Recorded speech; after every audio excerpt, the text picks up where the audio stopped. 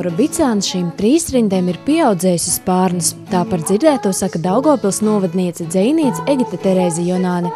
29. maijā Raiņa mājā Bertinelē tika atskaņotas dziesmas, kuras Laura sacerēja iespaidojoties no Egitas haiku, jeb trīsrindu krājuma tikšanās uz Siržulaipas trīspuksti, kas dienas gaismu piedzīvoja pērnā gada rudenī.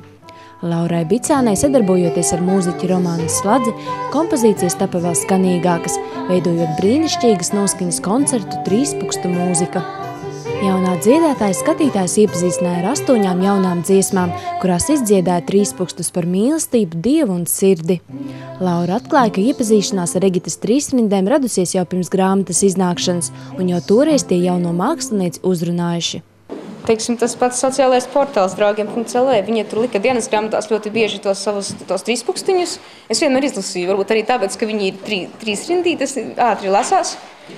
Un tad tas tā pēkšņi tad arī uzplauka tas viss tas ar to grāmatiņu, kur viņi visi ļoti daudz uzgāja reizē. Un tad tāpat pirmā iepazīšanās bija tieši sociālajā portālā, tīri viņas dienas grāmatā. Nebija uztraukums, kā novērtē savu kāri? Ja tajā brīdī, kad spēlēju, tad tas uztraukums parādījās. Tā pirms tam nebija pat aizdomājusies. Bet, kad spēlēju, es domāju, viņas smaids, kā teikt, parādīja, ka viss ir kārtībā. Laura dziesmas sacer, bet ar aranžēšanu vairāk nodarbojas viņas skatuves partneris Romāns Sladzis. Mūziķi kopīgi startējuši arī Eirovīzijas nacionālajā atlasē, tāpēc tagad labprāt muzicē kopā. Varbūt tas nav vieglāk, bet tas ir interesantāk. Jā, varbūt tas nav vieglāk. Papildina dziesmu un dot viņai savu to nokrāsu vairāk. Tieši tā otra ģitāra, piemēram, un es arī reizēm piedziedu otrās balsis. Laurai padodas ļoti gaiša mūzika.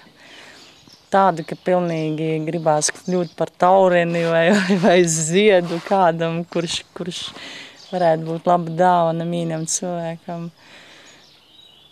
Un tagad saliek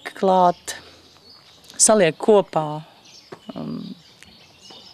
dzeju un mūziku, un tad iznāk tāds, es gribētu nosaukt veltījums. Un vēlreiz mīļš paldies Laurai un Romānam, paldies arī Inesītei, Berkineles saimniecei.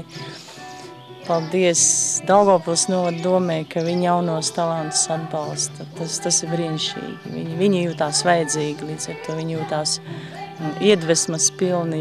Jo vairāk mēs jaunos atbalstīsim, jo mums būs bagātāka tā kultūras dzīve un cits pārējais.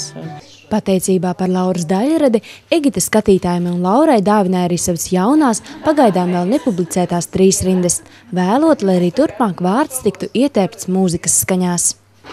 Ziedu spilvens, atpūtināšu sirdi, sasaukšu sapņus.